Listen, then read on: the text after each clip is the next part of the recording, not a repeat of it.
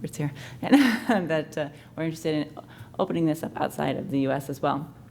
And again, it's going to be a combination of therapeutic strategies up to 4 agents.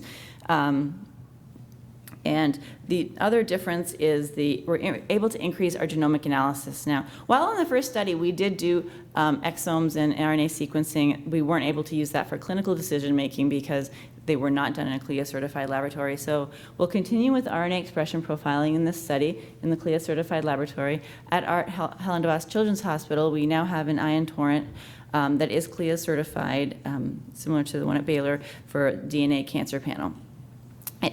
We're screening 46 gene mutations, so DNA mutations in every patient's tumor, including the ALK mutation, which is really important in neuroblastoma. What's interesting, though, is there are 46 gene mutations, but not all those have drugs that can target those mutations. There's actually only 12 out of the panel that have actionable targets. So we have drugs that can be used. So we incorporated that into our IDE submission to the FDA, and we're able to get approval now to use both of those in our clinical decision making. We are continuing to do the RNA sequencing and comparing this to the expression profiling and the DNA exomes, so looking at the full DNA of a patient's tumor. We do anticipate that these will be, they are being CLIA certified now at TGen. The goal is the DNA exomes should be CLIA certified by the fall and the RNA sequencing by January. So we are writing our next clinical trial that will open in January of next year to include these as well. But that's dependent on the FDA and dependent on them being CLIA certified. And so that's a little bit of work. So what does this mean for national, international families or families coming from outside of one of our NMTRC centers? Patients do have to come to the site, and that's a question we get a lot, to have the biopsy done because everything has to be done there. The samples have to be put into culture immediately, put into RNA later within 15 minutes. So the biopsy does need to be done at one of our sites. And then once the scans and biopsy is done, the patient can return home for 10 to 14 days while the analysis is being done, and then the family returns to review the treatment plan, and if the family decides to go on therapy, then to stay for the first cycle of therapy, and that was the FDA requirement because safety is a primary endpoint. Again, the patients need to stay at one of our centers for the first cycle. So usually that's either 21 or 28 days for weekly visits. And then they can return home per the FDA to any COG center. As long as it's a COG center, the FDA felt comfortable the family returning home to monitor for safety. Because these are all FDA-approved drugs, the families can, the local oncologists, we ask the local oncologists to participate in the tumor board as well, because it's their patient and their thoughts on what the patient should receive are primarily very important, especially if they're going to go home to continue the therapy there after the first cycle. Then the initial visit, it's approximately 6 to 8 weeks, and follow-up visit is every 3 months, actually. We usually have them come back every 3 months. One of the other, as we move, the NMTRC is very, very focused on personalized patient-centered care. That's really, we want to grow in this personalized medicine area. But the right drug, just picking the right drug from genomic profiling is just the beginning. At our NMTRC meeting in Orlando, we had a panel discussion focused on this area and heard a lot from the families that were there, as well as we invited a naturopathic physician who is involved in a lot of patients that I see, and palliative care doctors to really talk about the best pain control, appetite, nausea, natural supplements, and how we incorporate these. One of the things that we're working on for the next clinical trial as well is many of the natural supplements do have targets that we can identify in genomic profiling. So we're starting with a list of 10, working with some of the naturopathic doctors, because this needs to be tested. Again, these aren't being tested currently. So can we run the genomic profile of a patient's tumor to look and see would this patient respond to any particular natural supplements? And there's many that are being tested at the NCI, like curcumin and resveratrol, and ones that the naturopath will prescribe. And so we'll actually have a separate area on the report, and then that'll allow us to be able to test these in the lab as well on the patient's tumor cells. And our pharmacists are looking at drug-drug interactions of these as well. So that's another area where we're hopefully going to grow and really kind of keeping an open dialogue and open communication to understand. And then the psychosocial support and really identifying goals. So ideal patient-physician communication is one thing we're all working on. And so the living with cancer model is what we kind of talked about. Early phase clinical trials with adequate palliative care involvement, because we know adequate palliative care prolongs life. Good early trials can prolong life, and if we can put both together, maybe we can do even better for our patients.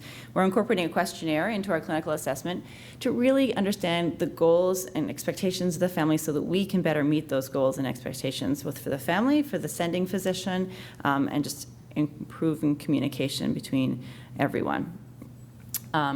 This is my lab team at the Van Andel. We're actually transferring our lab and team from the Van Andel Institute to the Helen DeVos Children's Hospital. It's actually happening today. So the NMTRC will now be at the Helen DeVos Children's Hospital in Grand Rapids. And then our research team. And I just want to say thank you to all of the foundations that really support our work. The NMTRC inception was a collaboration between physicians and family foundations and parents. We wouldn't be a consortium if it weren't for the parent support that really makes a huge difference in keeping us going. The DFMO study, the DFMO is an incredible story because really every part of the research that was done on the DFMO was funded by the parents of children with cancer. Even this new clinical trial that we've opened, the drug manufacturing distribution was paid for by the families, as well as the entire clinical trial. So we're incredibly thankful to that collaboration with all of you. And I'll finish and take some questions, I think. Thank you, Dr. Scholler.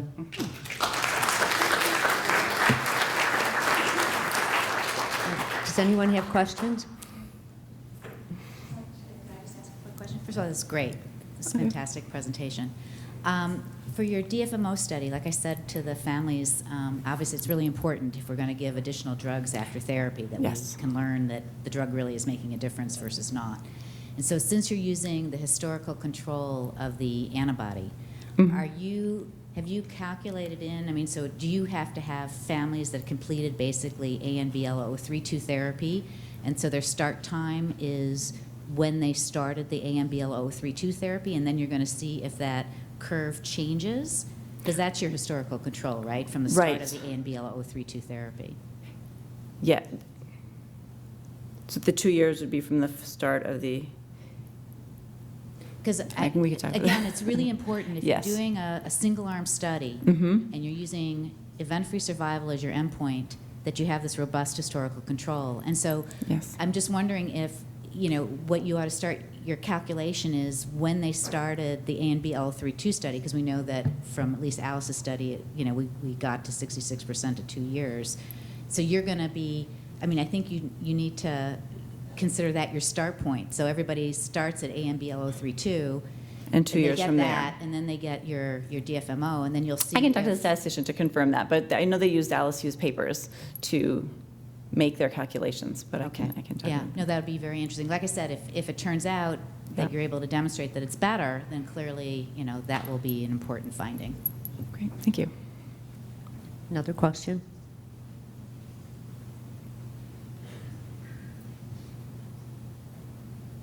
My question is really elementary, so I'm sorry it's so naive, but I don't understand if you take a biopsy of the tumor, is that the same, is that reflective of the whole disease in the whole body? So my short answer is I don't believe it is completely reflective of the entire disease. What we have seen, we are looking at, it's reflective of the tumor that we're biopsying. Right. Tumors are, the DNA likely, the RNA expression profile, so the RNA is the RNA that's expressed in the tumor at that area. Tumor in solid tumor versus tumor in the bone marrow are likely getting different stimulatory because of the environment that they're in. In 2 of our patients on the first study where we biopsied, one was a liver met, one was another soft tissue met, and we targeted the therapy for those areas improved, especially the liver one significantly, the bone disease increased. So that was very interesting in understanding that. And We are starting to sending profiles of the bone marrow.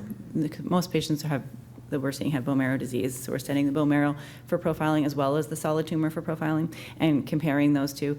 It suggests that we need to be biopsying each area. We still have a lot to learn, but given those results, that was what was concerning to us, that perhaps it's we're just treating the area that we're able to biopsy, but the other areas we probably need to be biopsying more than just one spot. And then my second question is a relapse tumor necessarily, could it be the same or totally different than if you saved a tissue? Like I saved some from my son's original tumor, but now is that just obsolete? It's not completely obsolete. For instance, if the ALK mutation was there, it's probably still there now, and so that crizotinib might be still a good drug. The expression profiling, the RNA part will change over time. The DNA not as much, and but we are seeing, so we're looking at patients. When we put a patient on study, we do try and obtain an initial tumor that was stored and comparing. We do see changes over time, but looking at the initial tumor is still helpful, I think. Okay, thank you. Yeah. Anyone else? Okay. Good morning. Question in terms of eligibility for DFMO, just kind of following on to Dr. Cohen's, is the eligibility criteria just the folks who finish that COG ANLB 0032? In other words, we're not pulling people into the study who may have finished the MSK-CC treatments but aren't NED. If they've had similar therapy, we haven't yet, but that's a good question. We do have a compassionate access program for DFMO as well, for patients that have disease remaining or any questionable things that don't fit the strict criteria. Sure.